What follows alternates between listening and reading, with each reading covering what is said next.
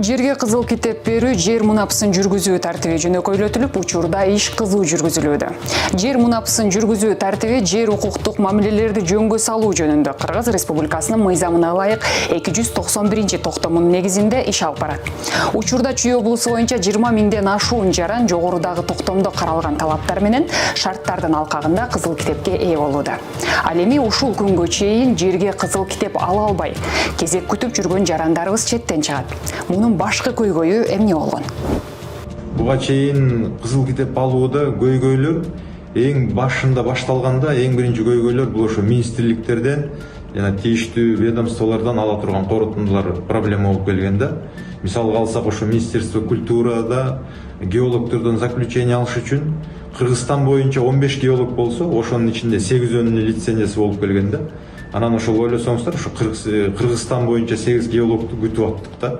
Күтүп атып, анан ошо райондордон тийиштүү корутундуларын алыш үчүн ошондой убакыт созулду да. Ошондой эле РЭСтен заключениясын алыш керек, санэпидемстанциядан заключениясын алыш керек, Гипроземден, Госгеологиядан, мына ошолордун баардыгынан заключение алыш буга чейин ошол убакытты кармап келген да. Азыр Кудайга шүгүр баардыгынан алынды, иш жүрүп атат азыр. Ар бир жарандын өзүнө тийиштүү жер тилкелери бар. Бирок тилекке каршы жердин тийиштүүлүгүн далилдеген кызыл китеби жок.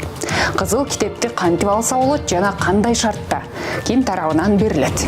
Кызыл китеп алыш үчүн эң биринчиден, эгерде жаранда сатып ала турган болсо, ошол сатып алуу келишими болуш керек да, договор о купли-продаже болуш керек.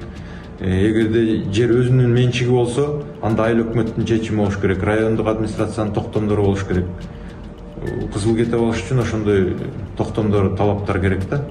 Анан ал жараныбыз ошо кызыл китеп алыш үчүн эң биринчиден айыл өкмөткө кайрылат. Айыл өкмөттөн токтом чыгарылып берилет. Эгерде ошол жер мунапысына туш келе турган болсо, анда ошо ар бир райондо түзүлгөн жер мунапысын өткөрүү боюнча комиссиялар бар. Ошолордун төрагасына кайрылат арыз менен. Анан ал жерде ошо талаптардын баардыгы көрсөтүлгөн. Ошол талаптыга ылайык болгон документтердин баарын тең тиркеп туруп комиссияга бере турган болсо, комиссия ошол жобого ылайык карап, анан кызыл китеп берет. Эми мындан ары жерлерди өзүн билемдик менен басып алгандар үчүн жазалар күчөтүлөт. Президент Садыр Жапаров айрым мыйзам актыларына өзгөртүү киргизүү жөнүндө мыйзамга кол койгон. Мыйзам Кыргыз Республикасынын Жогорку Кеңеши тарабынан 2023 жылдын 25 майында кабыл алынган. Мындан ары жер басып алгандарга катуу чаралар көрүлөт.